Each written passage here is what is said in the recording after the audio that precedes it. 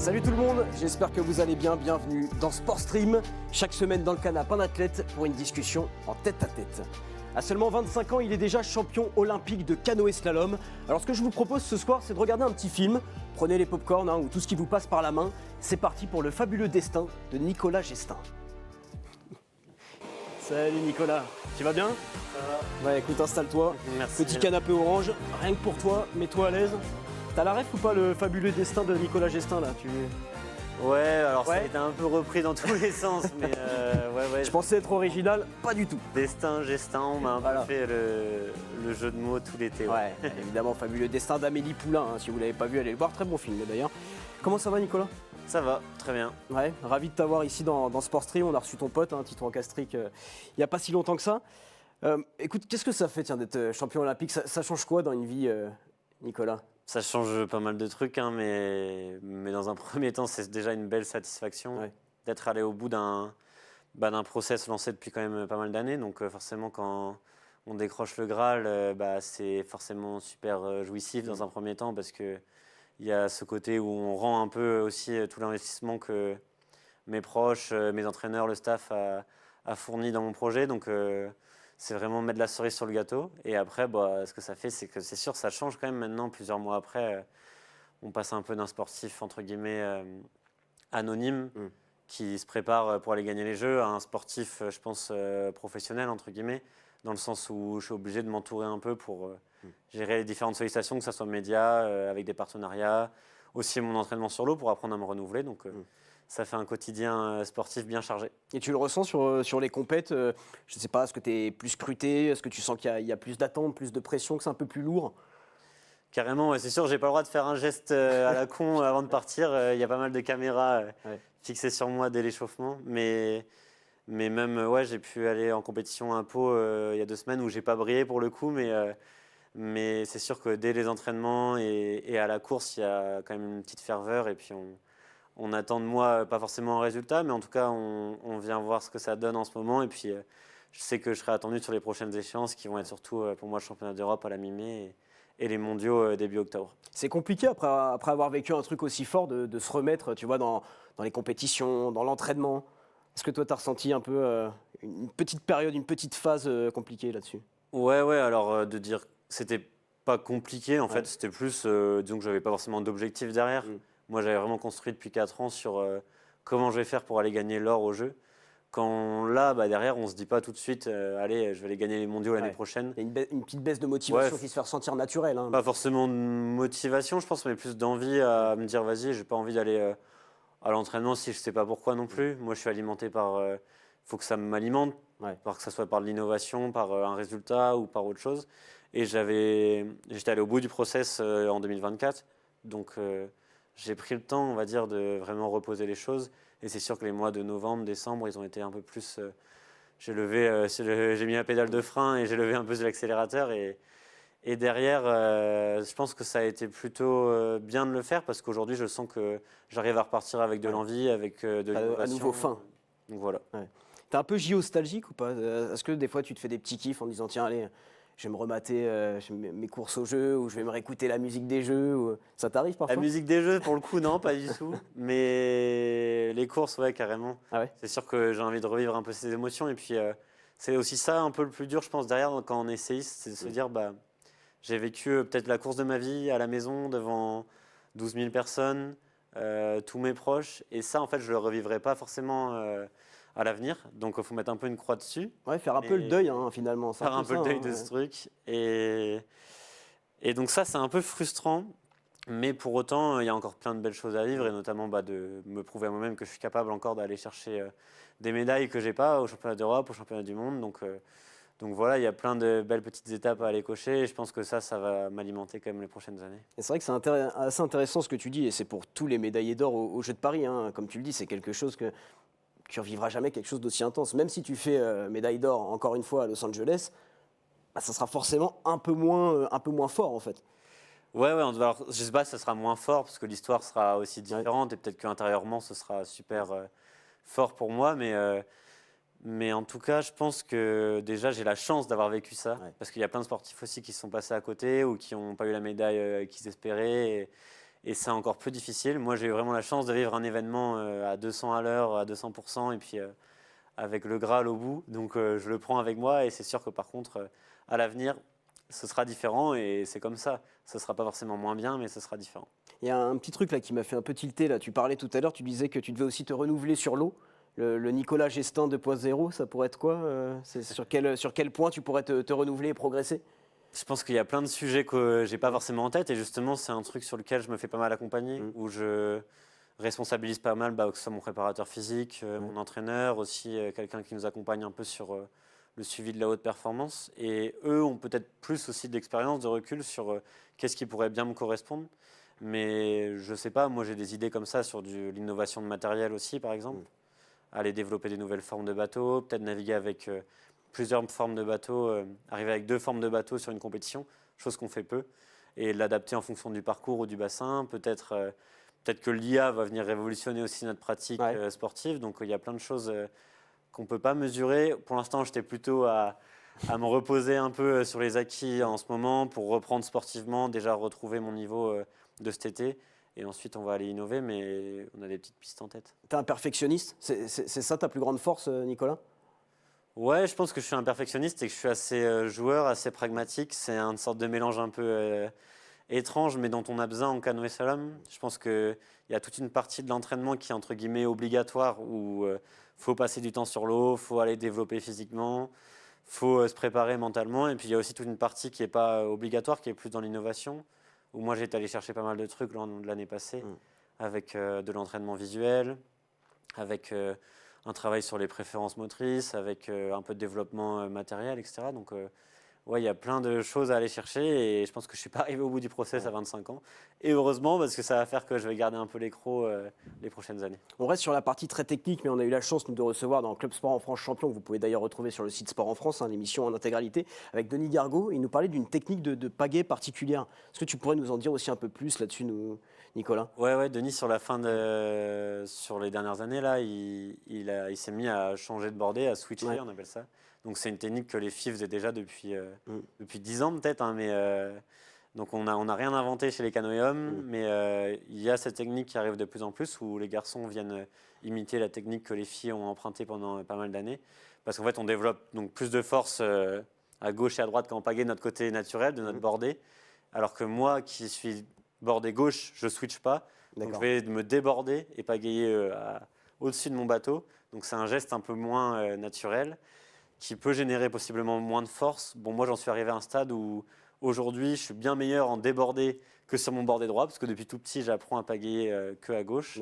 Mais c'est sûr que c'est une technique qui vient un peu révolutionner notre discipline et qui, moi aussi, m'amène à me questionner sur est-ce qu'il va falloir s'y mettre, pas s'y mettre, quelles sont mes forces, comment je m'adapte aussi face à mes adversaires qui se mettent à switcher. D'accord. Voilà. Il y a encore plein d'axes à explorer carrément pour progresser. Peut-être aller imiter les filles, aller naviguer plus avec des filles aussi qui sont plus à la page sur cette pratique, carrément. C'est intéressant ça, justement, de t'entendre dire que sur ta pratique, justement, les filles sont peut-être encore plus évoluées, un petit coup d'avance sur les hommes. On sait que finalement, c'est assez rare dans pas mal de disciplines où souvent on peut dire que tu vois, les hommes ont un peu plus d'avance.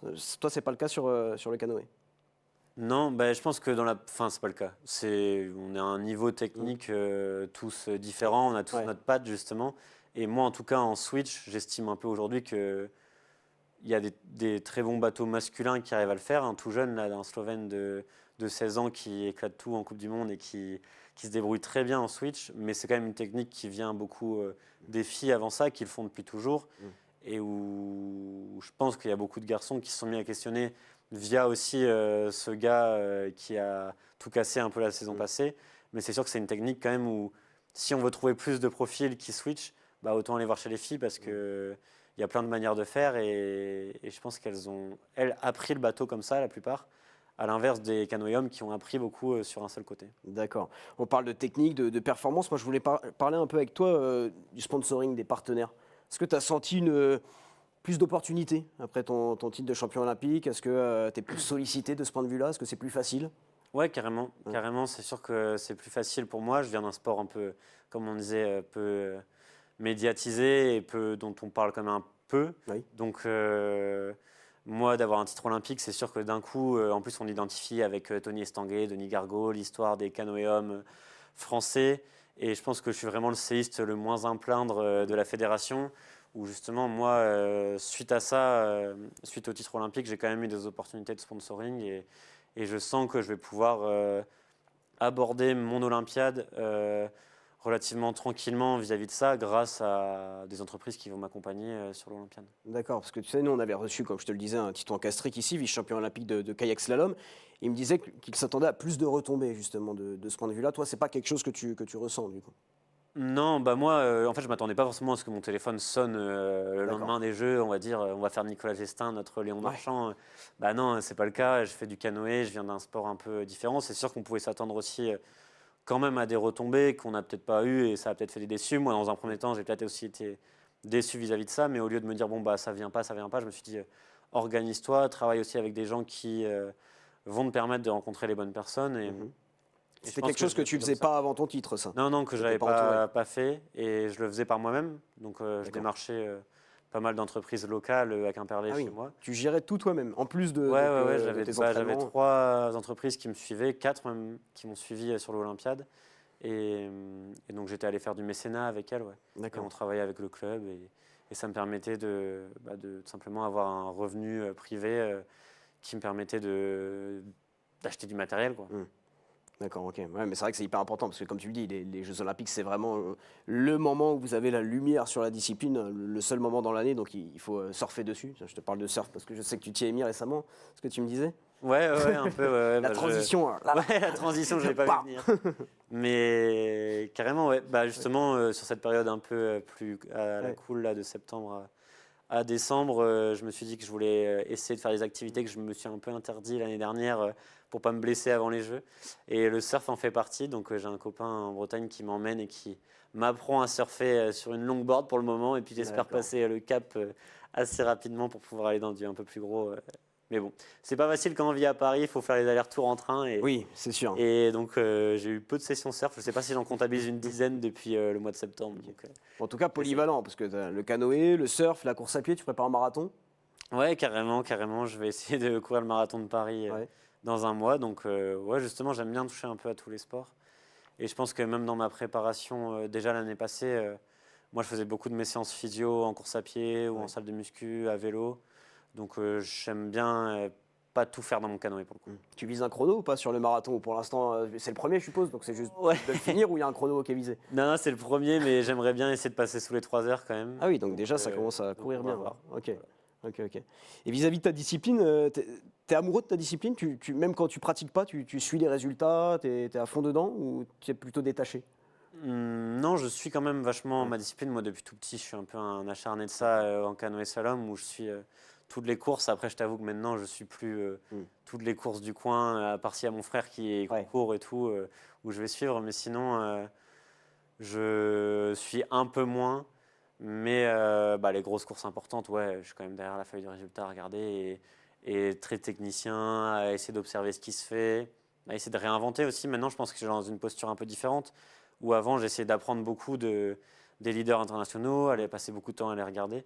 Et moi, je ressens un peu un passage où maintenant, c'est à moi de, entre guillemets, réinventer mon sport. Donc, comment j'amène de la nouveauté. Et c'est pas en regardant forcément dans mon sport, c'est peut-être en allant chercher dans d'autres sports aussi. Donc voilà, essayer de trouver des sources d'inspiration un peu différentes et c'est à moi de créer un peu ma propre marque maintenant. Quoi. Ouais, tu sens que tu es devenu, après ce sacre olympique, une source d'inspiration pour beaucoup de jeunes qui débutent aussi le canoë ou qui en font depuis un moment? Je sais pas.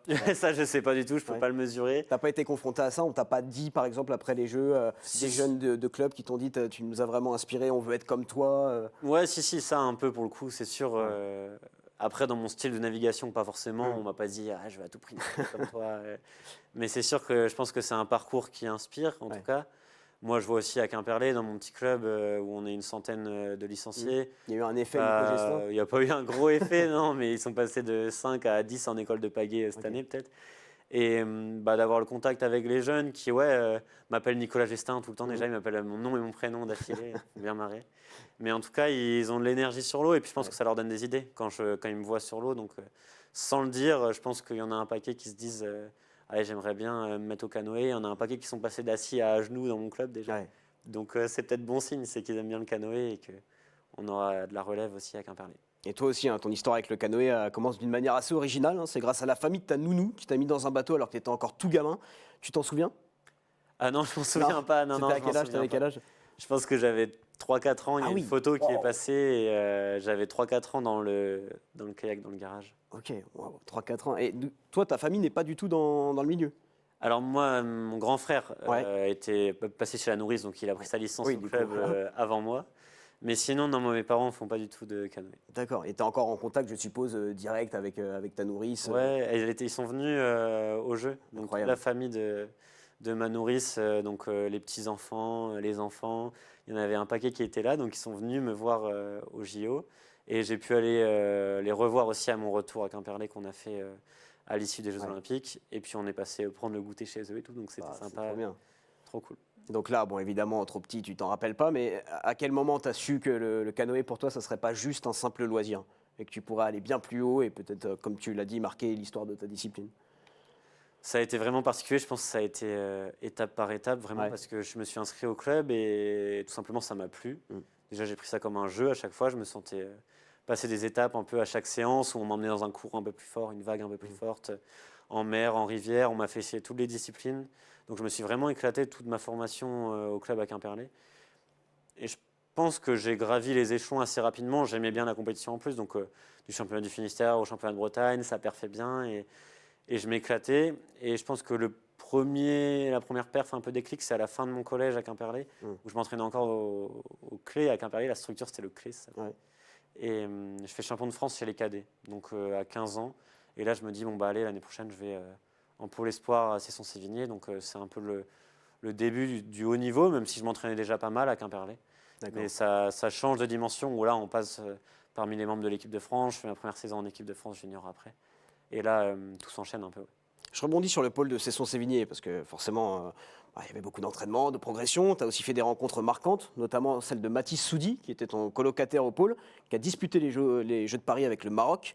Et bien, on l'a contacté, il a un petit message pour toi, Nicolas. Écoute-le.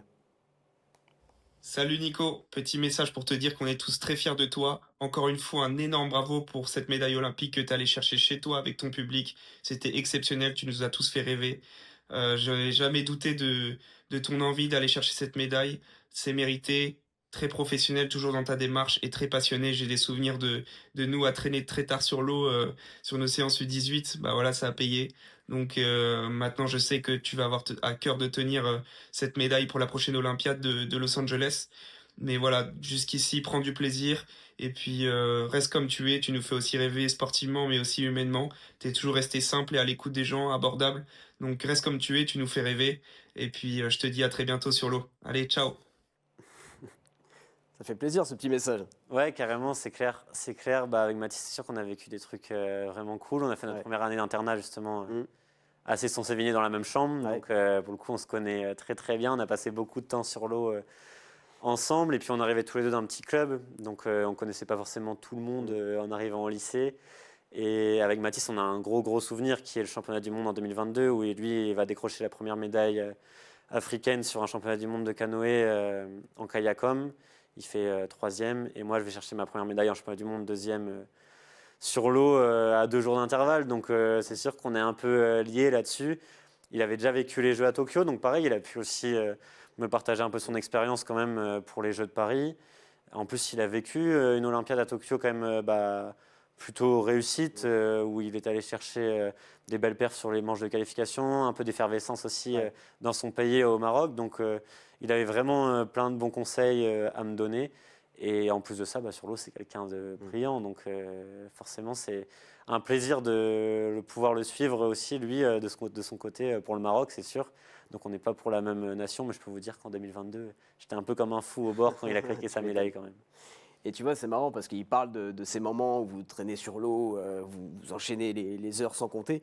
Tu penses que c'est ça aussi qui a fait la différence, toi, pour atteindre les sommets actuellement, cet acharnement un peu de travail que tu as livré au quotidien? Ouais. Je pense que c'était vraiment pas du travail, en fait. Quand au lycée, je passais beaucoup de temps sur l'eau, moi, c'est juste que c'est là où je me sentais le mieux. D'accord. Et la séance, elle avait terminé depuis 1 heure. Nous, on allait repasser des portes pendant une demi-heure, 1 heure, si on avait envie.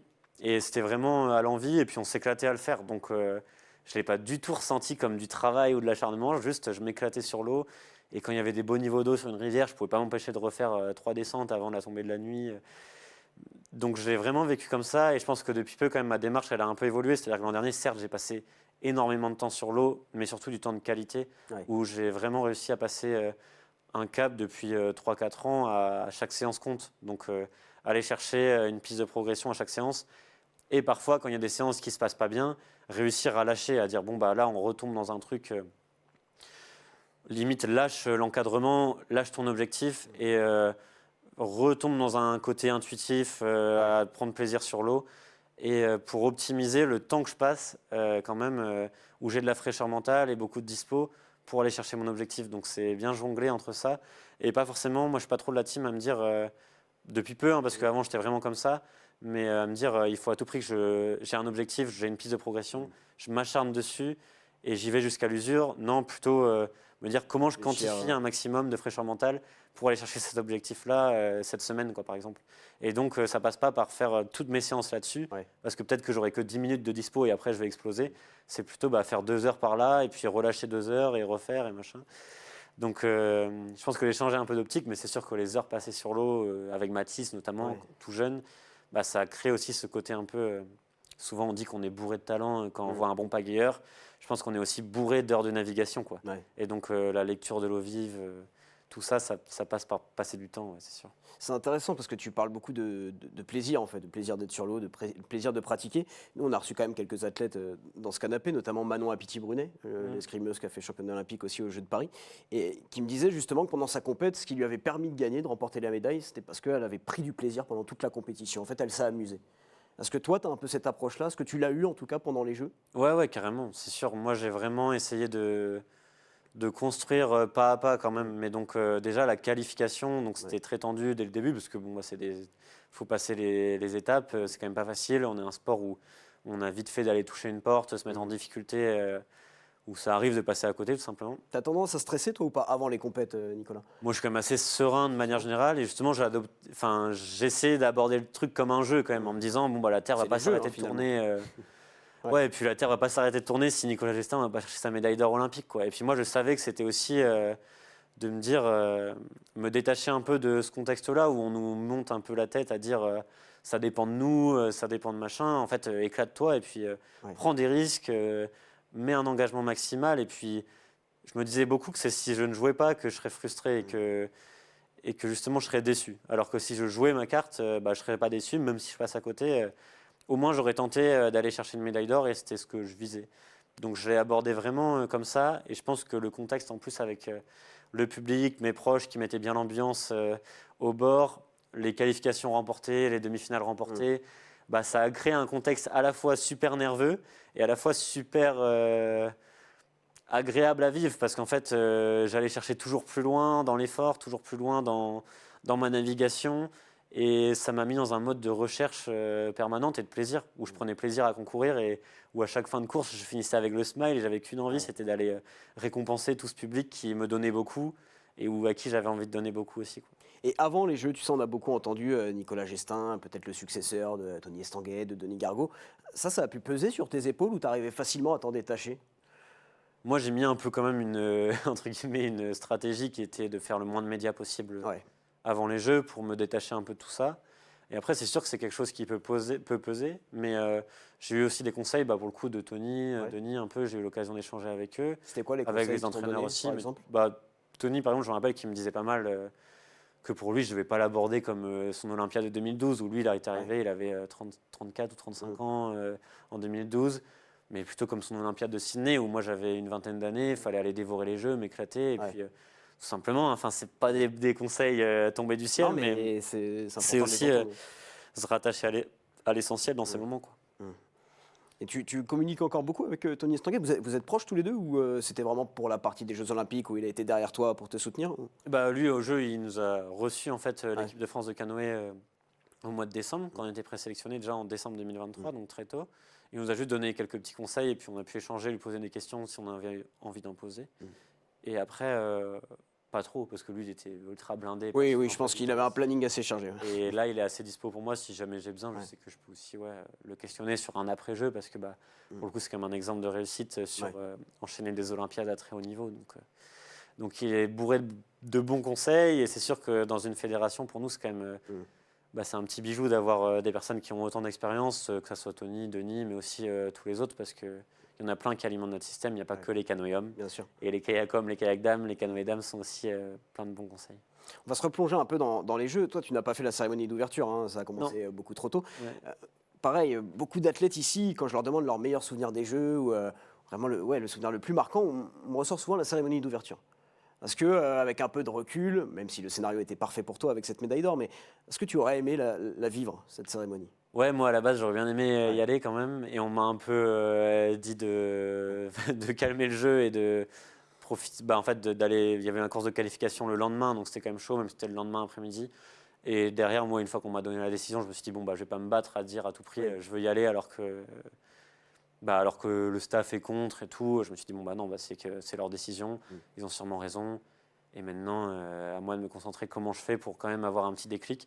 Et je me rappelle qu'on a vécu la cérémonie d'ouverture avec nos cuistots, avec les entraîneurs, une partie du staff, et aussi Camille Prigent qui était là, qui concourait en kayak dame le lendemain avec moi.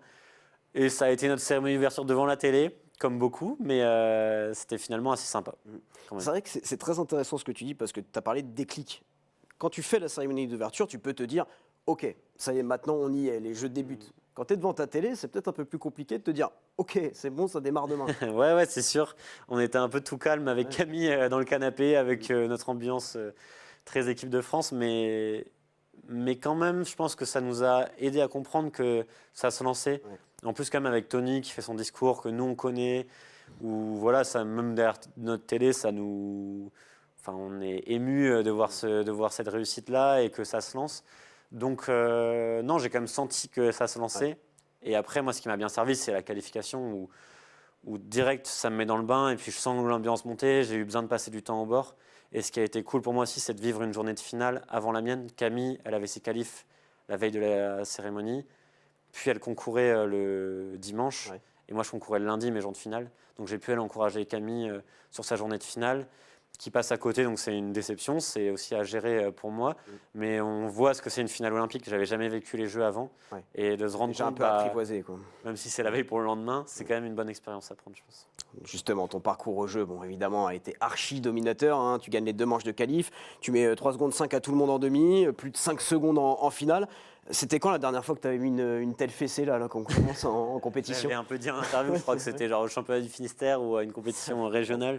Sinon, ça ne m'était pas arrivé depuis un bail. Enfin, ça ne m'était jamais arrivé à l'international de remporter avec autant d'avance. Tu aurais pu te l'imaginer, ça, d'arriver au jeu sur la compétition la plus importante de ta vie et réaliser la plus belle course de toute ta vie ? Ouais, en fait, c'est des choses que quand même j'avais préparées, parce que je savais que j'étais très rapide sur le bassin, sur les séances d'entraînement. Je sentais que j'avais bien progressé par rapport à l'année passée. L'année passée, déjà en Coupe du Monde, j'avais frappé assez fort sur les manches de qualif, où j'étais très rapide. En demi-finale, pareil, j'avais un peu loupé ma finale. Donc je savais que j'étais un des bateaux les plus rapides à Vers-sur-Marne avec la concurrence étrangère. Donc là où tu habites et où tu t'entraînes depuis maintenant pas mal d'années. C'est ça. Donc je me préparais quand même à me dire c'est pas impossible que tout se passe très bien, que tout se passe très mal. Et donc en prépa mentale, on envisage un peu des scénarios. Comment j'agis si je gagne la qualif, comment j'agis si je gagne la demi, qu'est-ce qui est bien, qu'est-ce qui est pas bien, comment je m'en sers en fait. Et c'est quoi concrètement, par exemple, on se replonge un peu dans tes séances, comment je réagis si je gagne la demi ? Toi, tu gagnes la demi en battant tout le monde, mettant 3 secondes 5 à tout le monde. Qu'est-ce que tu as travaillé en fait pour rester dans ta bulle, pour rester concentré ? Pour moi, on travaille beaucoup en fait ce qu'il y a entre comment j'occupe le temps déjà entre la demi-finale et la finale. C'est-à-dire que est-ce que j'estime que c'est important de retourner au bord, réanalyser avec mon entraîneur ? Est-ce que c'est un moment où j'ai besoin de redescendre tout simplement au niveau cardiaque, je fais une petite sieste, je prends du temps pour moi ? Et moi, ce qui était plutôt positif en gagnant la demi-finale, c'est que ça m'offrait du temps. C'est-à-dire qu'au lieu d'avoir 1 heure, si jamais j'avais fait dernier prix de la finale, j'avais 2 heures, parce que la finale était très longue, 12 participants, toutes les 3 minutes, avec une pause et tout, c'était vraiment long. Donc ça m'offrait du temps de récupération, donc j'étais content, tu vois, j'ai pu travailler en fait déjà sur ces 2 heures-là, comment je les occupe, et donc que ça soit bien optimiser la récup, vraiment analyser à la vidéo, Mais ça, c'est pas facile parce que d'un coup, notre vidéo, elle est donnée à tout le monde à l'étranger. Donc les étrangers, ils vont regarder ma course. J'ai été 3 secondes 5 plus rapide que tout le monde, donc forcément, j'ai quasiment tous les meilleurs chronos par secteur de la course. Et moi, à la vidéo, le travail, c'est plutôt d'imaginer avec mon entraîneur, là qu'on voit à l'image, comment je fais encore mieux que ça, quoi. Comment je fais mieux que ça? Est-ce qu'il faut vraiment faire mieux que ça? Et aller prendre les infos aussi du parcours. Est-ce qu'il y a eu des réglages qui se sont affinés? Est-ce que des réglages de portes? Parce que les portes sont réglées à 20 ou 30 cm au-dessus de l'eau. Donc ça peut bouger un peu en fonction de la météo, un câble qui sèche, il se détend, etc. Donc aller prendre toutes ces infos-là et redéfinir un projet sur lequel je sais que je peux m'engager pleinement, ça a vraiment été la clé. Et d'être très ambitieux dans le projet pour se mettre à l'abri aussi de l'ambiance du speaker. Parce qu'en fait, moi j'entendais tous les temps qui tombaient avant mon chrono. Donc si j'entendais un temps qui était meilleur que mon temps de demi-finale alors qu'elle était déjà très bonne, bah, si j'avais pas un projet ambitieux, comment aller chercher un meilleur perf que ce qui vient de tomber? C'est pas possible. Donc je m'obligeais dans mes projets, c'était un peu une ligne fixée avec ma prépa mentale justement, de me dire il faut que le projet soit ultra ambitieux et qu'il te permette coûte que coûte, peu importe les temps qui tombent, d'aller gagner. Donc ça, c'était un peu une des lignes conductrices. En tout cas. Et ça, tu as réussi totalement à l'appliquer, ou il y a eu quand même des petits moments où tes pensées s'éparpillaient un peu, où tu divaguais? Bah, même sur l'eau, c'est sûr qu'il y a toujours des moments où déjà le contexte nous dépasse parce que c'est énorme comme contexte ce qui nous tombe dessus, 12 000 personnes qui te crient du jour au lendemain un peu dessus et qu'on n'est pas habitué à ça en canoë, c'est pas facile. Donc forcément, il y avait des moments où justement j'étais dans l'écoute et j'entendais. Et j'avais travaillé ça aussi en prépa mentale parce que c'était déjà arrivé en Coupe du Monde à Paris l'année d'avant. Et je me disais qu'à chaque fois que je tombais dans l'écoute, j'essayais de revenir dans la vision. Donc moi, j'ai un sens qui est entre guillemets un peu plus fort. Je me sens plus fort sur l'eau quand je suis dans la vision que dans l'écoute. Donc dès qu'il y avait de l'écoute, c'était un petit rappel à l'ordre pour essayer de revenir sur plutôt ma capacité visuelle et bien me projeter sur les portes qui arrivaient devant moi. D'accord, donc l'ambiance, tu essayais de créer une bulle pour pas forcément l'entendre. Tu t'en nourrissais pas forcément. Ouais, plutôt faire abstraction. Plutôt faire abstraction. Et puis notamment dans les starts où c'était très long, il y avait 30 secondes où on nous annonçait, le speaker chauffait un peu la foule. Pour moi, tout l'enjeu, c'était de rester très sur la vision et je regardais vraiment les mouvements d'eau devant moi, les portes, plutôt que trop être sur une ouverture et entendre tout ce qui se passe et vraiment essayer de me projeter sur mon projet par la vision. Le 29 juillet, là, donc jour de demi et finale, tu sens dès le réveil qu'il va se passer quelque chose de spécial, que tu es dans un jour... Vraiment pas du tout, pas du tout. Et puis justement, presque, j'essaye pas tant que ça parce que... Tu dors déjà la veille? Ouais, tranquillement, pas de je dors vraiment pas bien, moi, d'habitude, quand même, au quotidien. Et là, j'ai fait des bonnes nuits avant les Jeux. Donc ça m'a bien aidé quand même d'arriver en forme.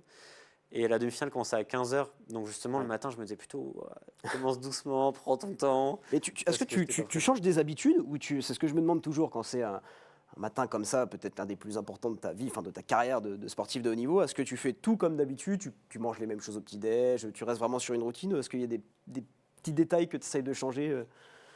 Moi, j'ai vraiment essayé de rester sur une routine quand même, au maximum. À la fois, je voulais sentir que c'était les Jeux, que...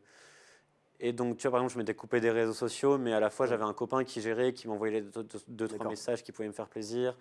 Et j'ai essayé de me couper un peu de l'effervescence, parce qu'après les qualifs, quand même, ça avait vraiment déjà monté. On attendait de moi une médaille. Et donc, c'était un peu particulier, c'est que j'étais vraiment dans ma routine, mais on courait à 15h. Nous, en Coupe du Monde, souvent, on court le matin. Donc, ça, c'était différent. J'ai pu aller tu vois, au bassin le matin, mais les tribunes sont encore toutes vides. Donc, m'imprégner un peu du lieu. Et forcément, tu tombes un peu dans un côté, je pense, je sais pas, mais spirituel, où tu te dis, allez, c'est mon jour, tu te répètes, c'est les phrases qui t'ont marqué un peu, justement, qu'il fallait que je joue. Et j'ai pu faire un réveil musculaire sur l'eau. Donc, tout de suite, tu es un peu trop à l'écoute de tes sensations, je pense, à te dire est-ce que c'est mon jour, pas mon jour. Et j'avais travaillé ça un peu avec un entraîneur qui me disait pas mal de pas attendre mes sensations, mais d'aller les chercher, d'aller les provoquer. Donc, je me suis directement mis dans ce truc-là, je pense, le jour des Jeux. Et après, je me rappelle aussi de quand même me laisser, entre guillemets, vivre les émotions et accepter de prendre des émotions, et notamment de lire un article de journal où il y avait 3 copains d'enfance qui racontaient leur journée de qualif. Il y avait un journaliste qui avait pris qui était trop content et trop fier de moi déjà grâce à la qualif. Il disait mais on a vécu un truc de ouf, c'était trop bien, et on s'est régalé et tout. Et c'était un petit article qui déjà m'avait touché. Et je me rappelle de me dire, limite d'avoir la larme à l'œil et de me dire, en fait, ça y est, maintenant j'ai eu mon truc, mon moteur, je sais ce que c'est, et puis voilà pourquoi je vais aller chercher ça. Et reste focus, t'emballes pas parce que c'est comme ça que tu vas être bon. Tu auras tout le temps de savourer après la course. Mais je sais que je me suis laissé la matinée et les heures avant la course à vivre pleinement l'événement comme ça. Ouais, donc te couper, mais en même temps, sans trop te couper, en prenant les choses bonnes à prendre, quoi. Ouais, voilà, prendre ce qu'il y a à prendre et puis se laisser vivre les émotions jusqu'à très tard et vraiment pas essayer de lutter parce que je pense que lutter 1 heure avant, quand il y a déjà les tribunes, l'ambiance et tout, c'est dur. Par contre, sur les temps où je devais être présent mentalement, moi, pour ma course, 5 minutes avant la course, pendant la course ou l'analyse avec mon entraîneur, là, vraiment faire en sorte que le contexte me permette d'être très présent à ce moment-là, quoi. Donc je te disais avant, alors évidemment, quand tu te lèves, tu me dis non, je ne sens pas forcément que ça va être une journée particulière. Dès les premiers coups de pagaie en demi-finale, est-ce que là, tu sens que tu peux faire un truc énorme, que tu es un peu dans le sport, on dit souvent un peu dans la zone? Ouais, dans le flow, Ouais, c'est c'est sûr ça. que en demi-finale, pour le coup, vachement. C'est-à-dire que je me rappelle d'avoir des très très bonnes sensations sur la course de demi. Ça t'était déjà arrivé d'avoir des sensations similaires ou Ouais, Ouais. carrément quand même. J'avais déjà passé des manches où ça allait bien, mais je sens que je fais une très bonne course en demi-finale et où je peux gérer. Et c'est assez étonnant parce que c'est souvent la course la plus dure presque parce que j'avais tout à perdre. On était 16 ou 18 au départ de la demi, on était 12 en finale, donc je savais que normalement, si je faisais le taf, c'était large pour passer. Mais ça crée un contexte où justement on a tout à perdre et j'ai réussi à prendre le dessus et à bien jouer, à vraiment me faire plaisir, à prendre des risques dès la demi pour me mettre à l'abri finalement parce que en allant vite, je me mettais à l'abri du chrono, je pouvais prendre des pénalités, ça serait passé quand même. Mais je me régale sur l'eau en demi-finale et ça c'est vraiment étonnant, ça me surprend. Presque, je pense que ça me met en vigilance pour la finale aussi, où ça peut m'inquiéter, à me dire bon bah est-ce que j'ai pas déjà fait ma course en demi-finale ou quand j'écrase une demi, ça m'était jamais arrivé. Mais au lieu de le prendre comme ça, je pense que je me suis dit bon bah maintenant tu as le contexte le plus difficile face à toi, Ouais.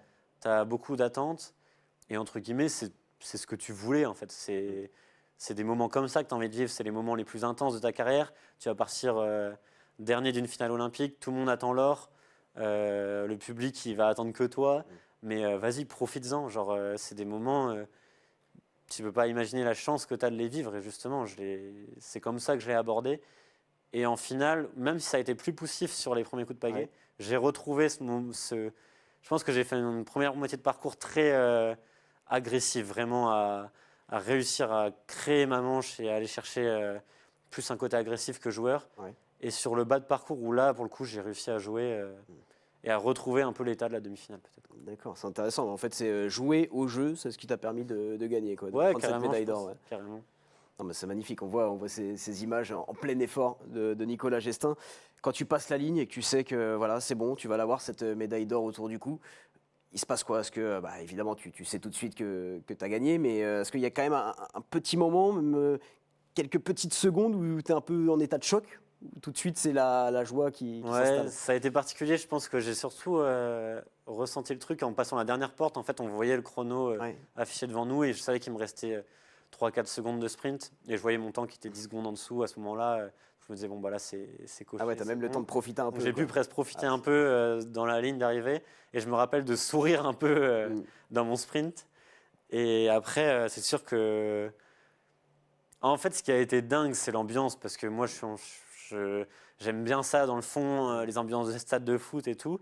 Et je pense que même dans mes rêves, ce que j'imaginais les jeux, à essayer de mentaliser, enfin, ouais. à visualiser les jeux, je ne pouvais pas imaginer une ambiance comme ça parce que le contexte a fait que tout le monde s'est pris au jeu, quoi. Même le lambda qui connaissait pas le canoë a été un peu transporté. Donc ça, j'ai vraiment kiffé, ouais. Vraiment kiffé, mais je ne saurais même pas dire si j'étais sous le choc, pas sous le choc, mais en tout cas vraiment heureux de voir qu'on met des sourires au bord et qu'on met des sourires à tout le monde et que je lançais un peu l'Olympiade, que ce soit pour le staff, les entraîneurs. Enfin vraiment quand je revois mon entraîneur, tous les athlètes avec qui je me suis entraîné, qui viennent me féliciter, et même les étrangers, enfin, qui sont contents de la perf qui est sortie, tous mes proches au bord, bah là, c'est qu'on est très heureux. Et puis en fait, moi, j'ai même pas eu le temps de lâcher une larme parce que j'étais encore dans le truc, je pense, très automatique, dans ma perf, un peu robotique et tout. Et quand je voyais tous mes proches de Quimperlé qui étaient en pleurs, qui eux ont chialé tout l'après, je me disais, mais c'est pas eux, c'est pas possible, ils ont été transportés. Ouais. Tu as donné le sourire et puis tu as eu le sourire aussi. On peut peut-être remettre, les gars, les images du podium de Nicolas, parce que c'est évidemment un moment aussi particulier, la Marseillaise, la médaille d'or autour du cou. C'est quoi l'émotion dominante à ce moment-là? C'est de la fierté, du soulagement peut-être aussi, de te dire « Ok, je l'ai fait, ça s'est coché, c'est quelque chose que j'attendais depuis longtemps, c'était presque un peu une mission, c'est rempli. » Ouais, c'est sûr que c'est de la satisfaction, de la fierté. Ouais. Et à la fois une grosse envie de partager ça, je pense. De vraiment se dire, c'est ma médaille, mais c'est la médaille d'un projet qui a été porté par plein de personnes. Donc vraiment, moi, l'envie de la partager. Et après, je pense que ce qui est particulier, c'est qu'on vit une sorte de décalage, parce qu'on s'imagine tellement ce moment, Oui. et que quand on se retrouve à devoir monter sur la boîte, on se dit, mais ça y est, qu'est-ce que je fais, quoi. Ouais. En fait, c'est à moi de le faire, et j'étais pas destiné à ça, ou je sais pas, en fait, je sais même pas comment faire, entre guillemets. On m'a pas appris à monter sur un podium olympique, quoi. Et est-ce que, on a reçu Maxime Poty, je t'en parlais tout à l'heure, escrimeur, qui me disait qu'après les Jeux, ça avait été un soulagement en fait, que ça soit terminé. Parce que c'est quand même beaucoup d'investissement, c'est beaucoup de pression, beaucoup d'attentes. Et le fait que la page Paris 2024 se tourne, ça libère d'un poids. Est-ce que toi tu l'as senti aussi, Nicolas, ça? Je pense que c'est sûr que ça libère de quelque chose, parce qu'il y avait beaucoup d'attentes. Mais moi, je me suis vraiment éclaté les 2-3 années avant les Jeux, à progresser, à avoir un truc à dévorer devant moi et à vouloir vivre ce moment. Donc, ça n'a pas été du tout un soulagement, c'était plutôt une perte d'objectif quand même derrière, qu'un soulagement. Par contre, c'est vrai que je suis un peu libéré d'un poids où je me dis, bon, maintenant, ça, c'est dans la poche. On me l'enlèvera jamais. Et puis, dans une carrière, j'ai eu la chance de vivre ça. C'est trop cool. Et comme je te disais, par exemple, aller faire du surf ou aller faire du foot, maintenant, je me l'autorise, chose que je ne me suis pas autorisée l'année passée. Donc, ça peut me libérer sur des petits trucs comme ça où je me dis, bon, maintenant, tu as d'autres choses à vivre aussi, quoi. Profites-en. La réaction de tes proches, tu te rappelles des premiers mots qu'ils t'ont dit après ce sacre? Qui te les a dit et quoi? Des premiers mots, pas trop. Je me rappelle d'une accolade une embrassade un peu avec mon entraîneur, avec tous les athlètes de l'équipe de France. J'ai pu voir mes parents assez tardivement, 2-3 heures après seulement. Et ton frère était là aussi ou pas? Mon frère était là, pareil, je l'ai vu après. Il était en pleurs lui aussi. C'était assez fou quand même, parce que on se dit qu'on a transporté un peu tout le monde. Et je me rappelle de mes proches, de mes copains de Quimperlé, qui eux, pour le coup, étaient en mode festif et avec pour objectif de faire la soirée un peu de l'année, parce que ils s'identifient à mon projet et puis qu'on a l'habitude d'aller faire la fête ensemble aussi. Et ce qui a été vraiment cool pour moi, c'est de voir tous mes copains du kayak et tous mes copains d'enfance se mêler un peu, et des gens qui ne se connaissaient pas, et d'un coup être meilleurs copains du monde et faire la fête ensemble, entre guillemets, grâce à ma perf, même si c'est pas moi qui ai organisé le truc. Et ça a été chouette, parce que ça fait une belle communion, et puis tout le monde en a profité à fond. Après, des mots et tout, franchement, c'était un peu un moment où je me rappelle même plus de quelque chose qui m'a vraiment marqué, un mot. Tu sais, je vais te dire, en toute transparence, ça c'est pas mal des questions un peu de journalistes, où on est là à vous demander les mots, qu'est-ce que tu as ressenti et tout. Mais en fait, je pense que tu es tellement dans un moment suspendu, c'est même presque impossible de te rappeler précisément ou de décrire l'émotion que tu as ressentie, tu vois. Ouais, c'est sûr. C'est sûr que c'est vraiment pas facile. Et puis, comme je te disais, c'est qu'il y a un décalage, en fait, où d'un coup, on devient le symbole, d'un pays pendant, ça va être notre quart d'heure, des JT de 20 heures et tout, alors que la veille, on ne savait pas qui t'étais. Et donc, c'est quand même marrant, ouais. Et ça, tu t'y étais pas préparé? Parce que tu me parlais tout à l'heure des séances de prépa mentale que tu as pu faire. Tu avais anticipé le fait que si ça se passait mal, tu avais aussi des cartes pour te rétablir, mais tu avais sûrement aussi anticipé le fait que si tu devenais champion olympique, pendant un moment en tout cas, ta vie allait changer. Ouais, c'est sûr. C'est sûr, j'avais quand même anticipé, sans savoir ce qui nous tombe dessus, en fait. Et puis je pense qu'il y avait un truc où, quand même, le fait que ça soit en France, ça amenait une part d'inconnu pour même des sportifs qui avaient déjà vécu un titre olympique, je pense à Rio ou à Sydney, à Athènes. Alors je suppose que c'est aussi un déferlement assez dingue, mais je pense que c'est quand même différent, parce qu'il y a le truc en France, et puis tout le public, toute l'effervescence. C'est suivi partout, tu vois, il n'y a pas de décalage horaire, tout le monde suit la compétition, en fait. Et puis on se prépare peu à gagner quand même.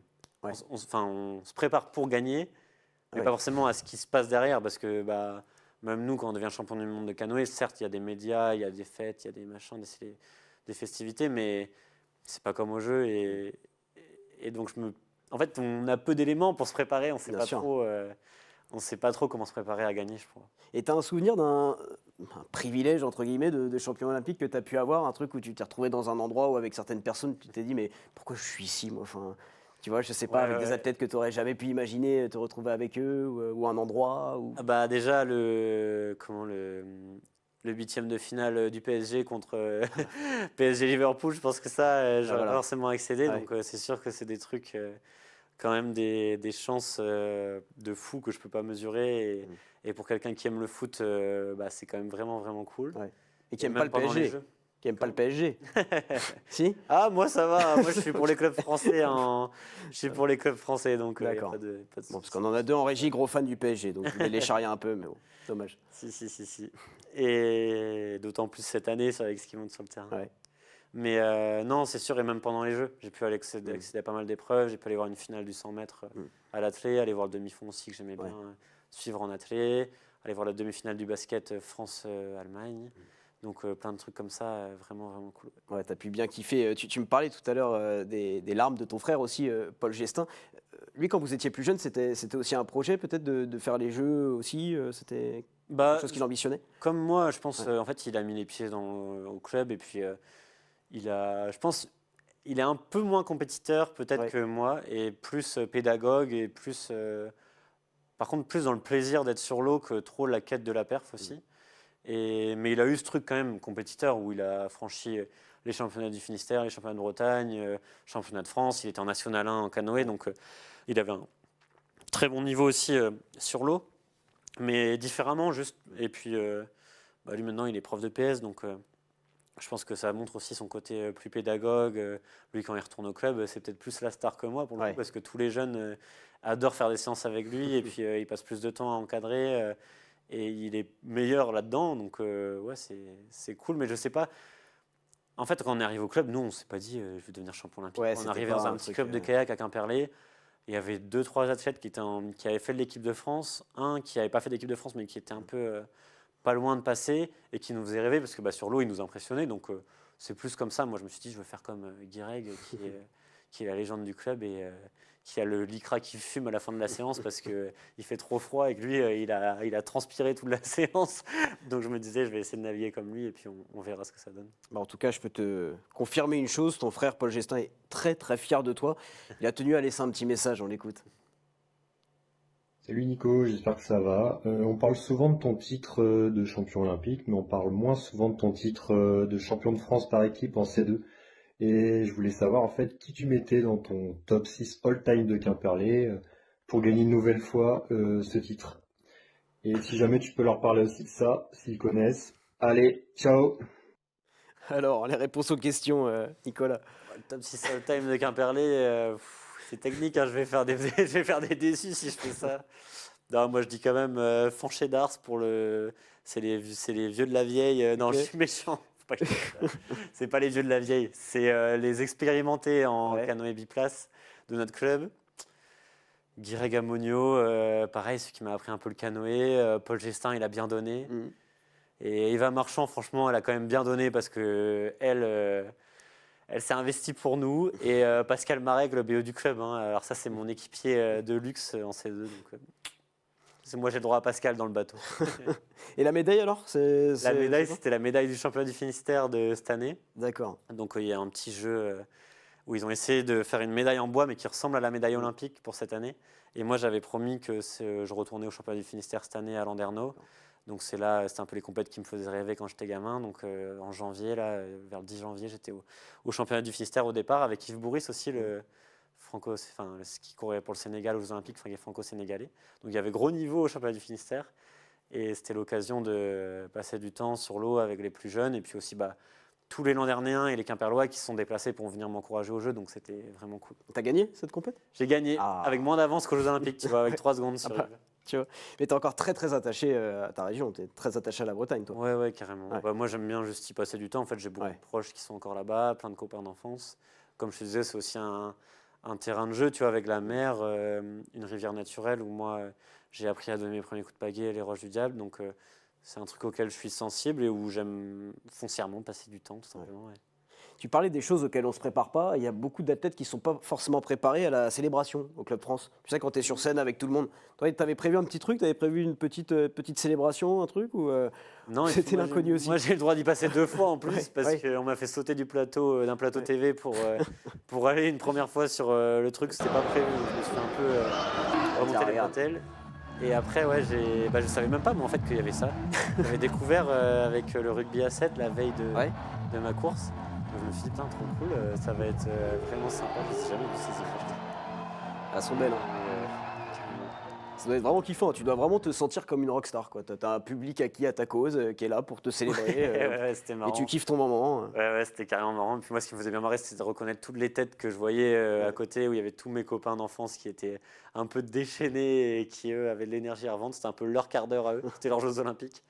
Donc, non, ouais, vraiment trop du kiff de revoir tous les sourires. Et puis, je pense que c'était vraiment une belle initiative d'avoir ça parce que je ne connaissais pas, mais c'est sûr que ça nous fait ressentir l'effervescence autour de notre médaille, la vraie, quoi. Parce que finalement, Oui. même s'il y a une effervescence derrière la télé, c'est pas pareil pour moi que les supporters au bord de l'eau et les supporters qui viennent fêter une médaille au Club France. Donc ça, c'était vraiment cool. Ouais. En tout cas, le Club France, tu l'as découvert, puis après, c'est devenu ton QG. Vraiment, on te voyait très très souvent, Nico, au Club France. Tu as bien fêté ton titre olympique. Il n'y a pas que moi qui le dis, il y a aussi un certain Titouan Castric. Écoutez ça.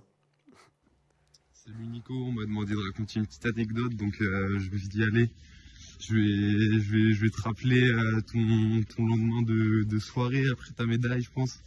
Donc moi c'était le jour de mes qualifs, donc j'entre dans la compétition, je me lève, je vais prendre mon petit déj, et là je vois une épave, une sorte de SDF sur notre canapé dans notre maison. Et en fait c'était Nico qui revenait de la soirée, donc il n'avait pas la grande forme, mais il y avait sa médaille au pied du canapé, il y avait surtout une petite flaque de bave, il me semble. Donc moi j'ai bien pris le temps de regarder sa médaille pendant qu'il dormait, pendant qu'il essayait de récupérer. Mais ouais, c'était un bon petit moment de voir le champion un peu déchu après une soirée un peu trop arrosée. Donc voilà, j'espère que tu vas passer une bonne émission et salut. Je savais qu'en demandant un message à Titouan, j'allais avoir une superbe anecdote. C'est le cas. Ouais, c'est clair. Non, j'ai fait bien la teuf. Alors, la flaque de bave, je valide pas du tout. Je sais ce que c'est, mais c'était un verre d'eau que j'ai renversé, justement. Ah, d'accord. Mais, Bonne défense. Ouais. Mais non, ouais, on a bien fait la teuf. Ouais. Après, tout simplement, je me rappelle du moment où, à 1h du matin, il y a l'attaché de presse et le DTN qui me disent bon, demain matin, il faut que tu sois dispo. Je ne sais plus à quelle heure il fallait partir, à 7h, un truc comme ça. Et ils me disent bon, nous, on va rentrer, tu rentres avec nous. Et j'avais tous mes copains qui me disaient ah non, mais Nico, il n'y a aucun monde où tu rentres chez toi. Là eux, ils partaient tous le lendemain en train. Ouais. Ils disent mais mec, toi, tu viens faire la teuf avec nous jusqu'à pas d'heure. Trop bien. Et donc, on était sortis jusqu'à 5h du mat. Ouais, et puis après, j'avais pris un retour pour aller là-bas, retraverser à l'est de Paris. J'aurais tellement dû dormir sur Paris, mais je fais les retours. Petite sieste sur le canapé, parce que justement, je voulais pas réveiller Titouan. On était en chambre ensemble. Voilà. Et lui, il courait le lendemain. Donc, je me suis dit, bon, je vais essayer de rentrer discrètement dans la maison, dormir sur le canapé, repartir le lendemain matin. Mais forcément, ils s'étaient levés le lendemain matin. Donc, ils m'ont vu me réveiller un peu dans les ronces, quoi.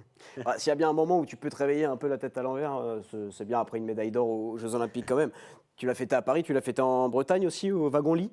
Ouais, c'est ça. Info Ouais, Titouan Castric, encore une fois. Merci Titouan. Ouais, c'est un peu notre QG. Justement, c'était un bar-resto un peu qui a fait du mécénat avec moi, avec le club, qui est un fidèle. En fait, son frère est un kayakiste qui s'est beaucoup investi au club et donc il est très copain avec tous les kayakistes de Quimperlé. Donc on a vite fait d'aller boire un coup chez lui après une séance ou aller passer du temps là-bas. Donc on m'a organisé un retour XXL à Quimperlé. C'était vraiment, vraiment énorme. Ouais, c'était cool parce que je pense que tous les Quimperlois n'avaient pas eu l'occasion de se déplacer pour venir voir les Jeux à Paris, même s'il y en a beaucoup qui s'étaient déplacés. Donc on s'est dit qu'il faut à tout prix faire un retour. Il y avait quand même déjà une effervescence avant les Jeux où tous les Quimperlois s'identifiaient à mon projet et puis me soutenaient, m'encourageaient. Dès qu'ils me voyaient sur l'eau à la base de canoë, j'avais le droit à des petits encouragements. Donc c'était vraiment cool. Et là, il y a eu 3000 personnes qui sont venues. Donc forcément, une effervescence énorme autour du canoë, autour des Jeux. Et pour moi, ça dit beaucoup parce que c'est vraiment là d'où je viens et où j'ai eu beaucoup de supporters, mais dans le sens aussi même de partenaires. Ouais. De mon club, il y a 4 ans, il fallait que je crée il fallait que je devienne sportif professionnel. Ils m'ont dit, allez Nico, on fonce, on tente d'ouvrir un poste de sportif professionnel avec l'argent de l'Agence nationale du sport, mais pas que. Ils ont pris des risques pour moi. Tout le monde s'est mis dans un investissement total autour de moi, que ce soit mon club, les athlètes du club, et toujours avec de l'encouragement, de la sympathie, et donc ça, forcément, moi, ça a été un des gros moteurs de ma préparation. Et quand on voit, même là, on a organisé une petite course en Basse-Ville, en même temps que la régionale des Roches du Diable, donc en centre-ville, une course en soirée, et ça a amené 500, 800 personnes. Donc il y a encore une ferveur, et qu'on arrive en plus à construire là-dessus. Donc les gens commencent à aimer le canoë, ils aimaient le canoë, mais à redécouvrir le canoë slalom en particulier. Et l'événement qu'on a fait en Basse-Ville à Quimperlé, il était ultra festif et où les gens disaient putain, mais j'ai vu des copines, copains qui disaient mais moi j'ai jamais aimé une course de kayak, mais là c'était trop bien quoi. C'était énorme l'ambiance et tout. On a changé un peu le format et c'est cool de pouvoir voir ça quoi. Et quand tu pratiques des disciplines un peu comme la tienne, qui, on l'a dit, qui sont souvent dans l'ombre, à part pour des jeux, tu te sens un peu investi d'une mission aussi, parce qu'on pense à soi, quand on est athlète, on pense à sa performance, à la médaille qu'on va décrocher. Mais est-ce que aussi ta volonté, c'était justement de démocratiser un peu plus ta discipline, qu'elle soit reconnue par un peu plus de monde, un peu plus suivie, un peu plus médiatisée? Ça, je sais pas trop, plus médiatisé, plus suivi et tout. Je sais pas si c'est un objectif personnel, mais c'est sûr qu'en tout cas, c'est important, je pense, qu'entre guillemets, pour notre sport, parce que on a tous besoin de ça. Et puis, en plus de ça, on voit, avec Angèle, Titouan et toute l'équipe olympique, il y a plein d'athlètes qui ont des qualités à revendre. Et je pense qu'on a une belle génération à suivre sportivement, où c'est vraiment chouette. Mais moi, là où c'est particulier, c'est que je me sens investi d'une mission aussi plutôt que de chercher à trop surdévelopper notre sport, entre guillemets, à que ça devienne un sport ultra médiatisé, plutôt que ça devienne un sport le plus sain possible, et peut-être à un retour en rivière naturelle, à des engagements un peu différents, à faire en sorte qu'on arrive à créer des événements plus festifs aussi, parce que j'ai l'impression que j'apporte de l'importance plus au moment présent que vraiment à tout ce qui entoure un événement. C'est-à-dire que même s'il y a des millions de téléspectateurs derrière, s'il y a 5000 personnes au bord, c'est presque dommage, entre guillemets. Je préfère qu'il y ait un gros engouement, une grosse ferveur sur le moment, chose qu'on a réussi à faire sur la petite course à Quimperlé, où c'est 500, 800 personnes, c'est pas énorme, mais quand c'est rassemblé sur un tout petit lieu, on vit un moment trop cool, alors que quand c'est 500, 800 personnes derrière un live, on le vit un peu moins, je trouve. J'ai été un peu déçu tout à l'heure parce que quand je t'ai demandé les petits privilèges de champion olympique, tu m'as dit le moment où tu as été voir le PSG contre Liverpool. Je pensais que tu allais me parler du moment où tu as été voir Lorient quand même. Ouais, Lorient. Lorient, la grande chance que j'ai aussi. La grande chance que j'ai eue, c'est qu'ils m'ont invité pas mal avant aussi. Et je suis pas mal. Et j'ai donné le coup d'envoi du premier match de la saison cette année. Donc ça, c'était vraiment cool. Forcément, je leur en remercie. En plus de ça, ils sont quand même vraiment cool avec moi, de bons conseils. J'ai pu avoir un peu, même le directeur général qui me donnait son avis sur 2-3 trucs. J'ai pu l'avoir au téléphone 1 heure à un moment sur comment je professionnalise mon sport. Donc lui, il connaît bien le milieu du foot, mais aussi du sport un peu breton. Donc vraiment, plein de bons conseils. J'ai un copain qui bosse à la com là-bas qui m'a aidé pendant les Jeux là-dessus à tenir mes réseaux sociaux.